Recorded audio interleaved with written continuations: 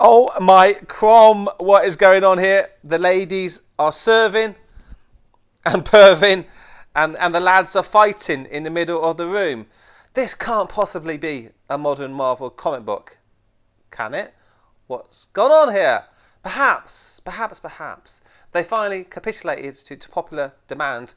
They've listened to the customers and they're giving us a little bit of masculinity back in the pages of the soy flavoured product of 2019. That's got to be it, hasn't it? They've invited a hungry young lion into the industry and he's going to change Marvel. He's going to actually give us some product that we want to buy. So let's have a look. Let's see who the writer of this book is. Let's see who this hungry young lion is.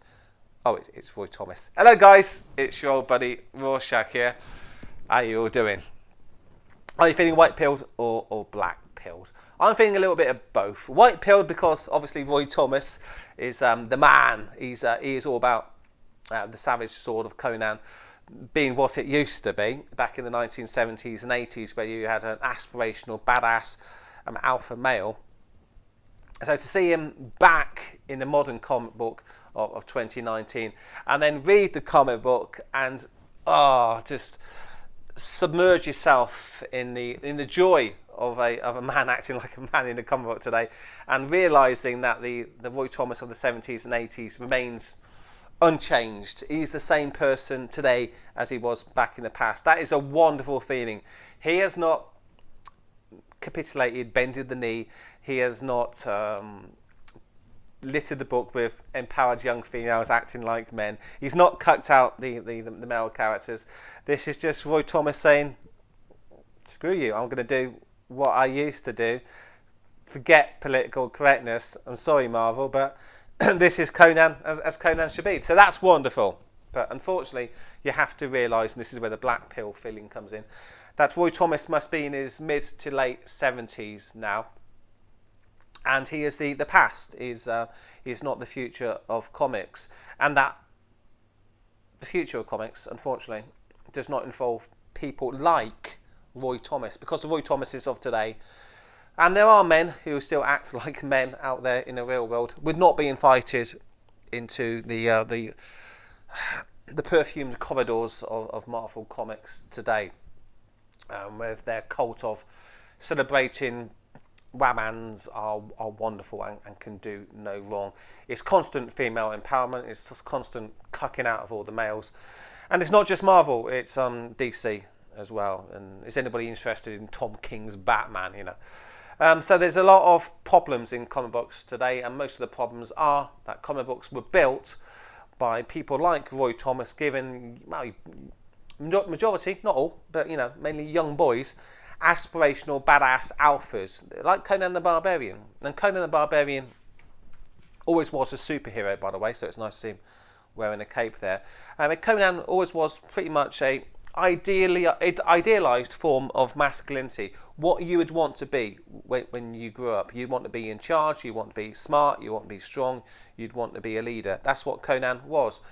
And today in comic books you get characters like Mr. Miracle.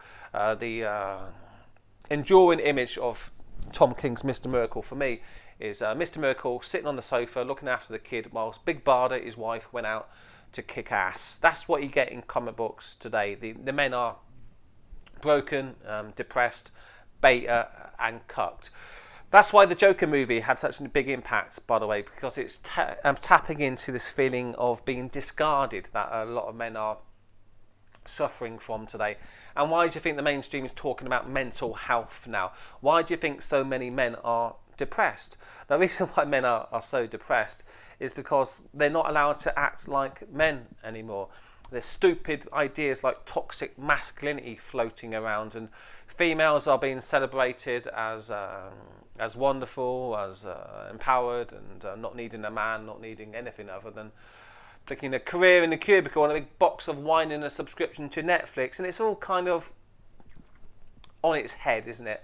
The gender dynamics in the West are not what they should be, and no one's happy. The ladies aren't happy, and the men aren't happy either. It used to be so much simpler back in the day with clearly defined gender roles.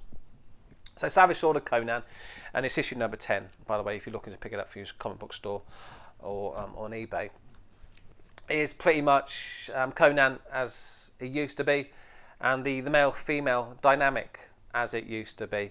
And it does make me feel a little bit sad that, you know, Western civilization is teetering on the edge of permanent extinction, because we can't just accept that, I don't know, biology is actually a thing now. And oh man, to say that there's no such thing as as clearly defined genders, it's so stupid. And you get ridiculous situations where blokes are winning all the track meets in American high schools and college. It's so stupid at the moment. It doesn't have to be so complicated. Why can't men just be men and women be women? It really doesn't have to get any more complicated than that. Okay, then, so without doing too many spoilers in the book, Conan doing what Conan does, showing what a badass he is. I'm not going to spoil the end of the fight. I'll just say that it goes pretty much as you expect it would go. And Conan sells his sword to the highest bidder. But just because you're buying Conan's sword does not mean... Is he slapping her on the ass? It does not mean that... He's not, actually. It does not mean that you're buying Conan. Conan has always got his own ulterior motives. So whilst you might think that you have him because you pay him, you don't really have him. The only person that ever has Conan is Conan. Maybe Belit as well. He's a bit of a romantic, like most of us men actually, the relationship with Belit, but you don't see that in this book. This is just Conan as a mercenary working for this lady. She's talking about how sad she feels because her brother's gone missing, but is it really about her brother? Are those tears genuine, or is it about some treasure? Treasure, says Conan. He's definitely interested, and he wants to see the treasure map. Where is the treasure map, young lady? Again, I don't want to spoil too much for you. There's a conversation I want to show you. So she explains that she actually burnt the treasure map. You know, big brain working here. And then she memorised it, of course. After she memorised it, yeah. Memorise it first, then burn it. Was that really a smart idea? Conan doesn't think so. That's not half as smart as you suppose. That merely assures a rival would torture you to make you lead him to the hidden hoard. So yes, she is just guaranteed a subsequent torture when someone does actually grab hold of her, because if anybody knows about the treasure and then finds out that the map is burnt, yeah, the only way to get the information is to torture you, young lady. Oopsie, she never thought of that. So Conan, then being an alpha male, is a true alpha male. An alpha male is not just about, you know, being the strongest guy in the room, the guy who's got the 350-pound bench press, right? It's about being the smartest guy in the room. And it's also about being a leader of men as well. And the leader aspects of being an alpha is explored later on in the story. I ain't going to spoil it for you. I just wanted to show you that panel, really, because it's something that you don't see in comic books today, with the lady thinking that she knows best and the man then explaining to her, you know, not cruelly, he's not being condescending or anything here, just explaining some facts to her. Then she realises, oh, I'm not as smart as I thought that I was. Yeah, you don't get that today. It'd be the other way around, obviously. The man would be the dummy and the lady would be definitely the smartest person in the room. Okay. And that's all I want to say about the book for the time being. Because I don't want to spoil it for you.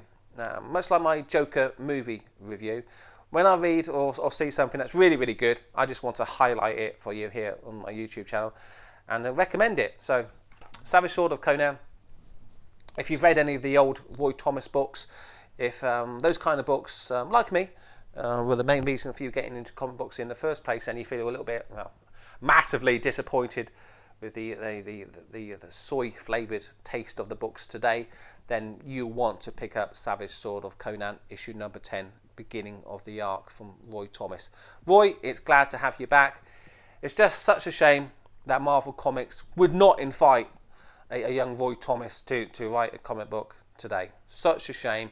What are you doing, Marvel Comics? Do you not realise that the only reason that people are interested in your comics today, well, getting less interested by the week, is because of the Roy Thomases of the past? If you want to have a future, what you need to do, obviously, is you need to invite truly rebellious, masculine men like Roy Thomas back into the industry, young versions of Roy Thomas, to write these aspirational characters and give young boys something to look up to, something that they can aspire to be when they grow older. That's what made comic books great in the first place. If you want comic books to even exist in the future, you need to get back in touch with the very thing which made comic books great in the first place. Okay guys, that's it for me for the time being. Please like and subscribe to my daft little channel if you'd be so kind. Links down below to my BitChute channel as well, because Google does not like people like me. Why? Like Conan himself, I'm just a little bit too rebellious. Okay guys, cheers, take care, I'll catch you all later.